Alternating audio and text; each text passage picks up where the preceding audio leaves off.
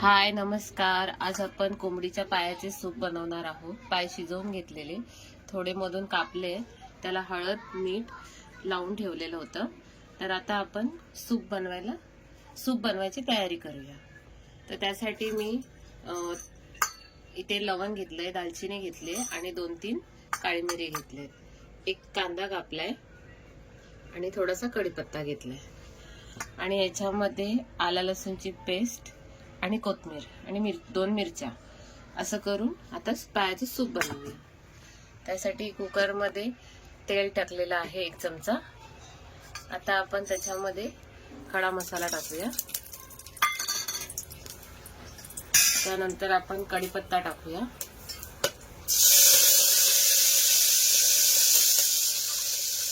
आता कांदा टाकूया. कांदा चांगला लाल होऊ दे. लाल थोडा ब्राउनिश रंगाचा झाला पाहिजे.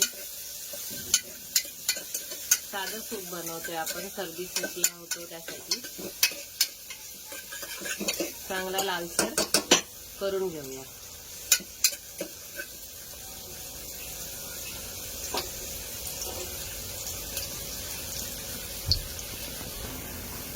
कांदा लाल झालेला आहे. आता आपण त्याच्यामध्ये पेस्ट केली आहे ती टाकूया.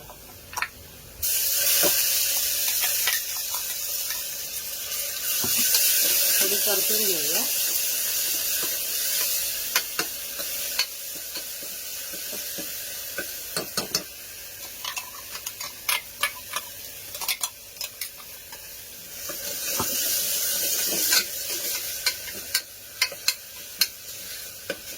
त्याचा वास थोडा जाईपर्यंत चांगलं परतून घ्यायचं.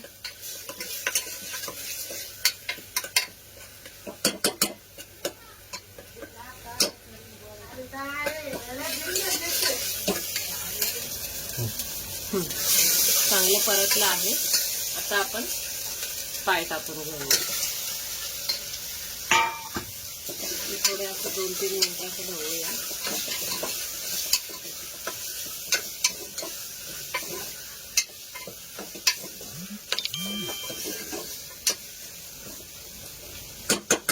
आता त्यात आपण पेस्टच पाणी होतं त्यात टाकलं आहे.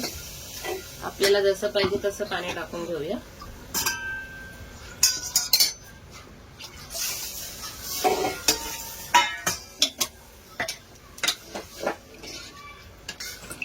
आता कुकरचं झाकण लावूया.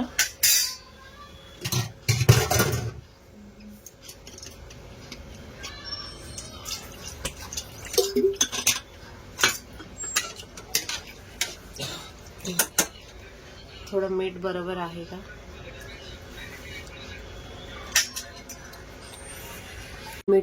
मीठ वगैरे बरोबर टाकलेलं आहे. आता कुकरचं झाकण लावूया आणि एक दोन शिटी होईपर्यंत ठेवूया. चांगलं शिजवून घ्यायचं आणि मस्त गरमागरम प्यायचं. आपले पायाचे सूप रेडी झालेले आहे. आता आम्ही सूप खायला बसत आहे. हे पहा, सूप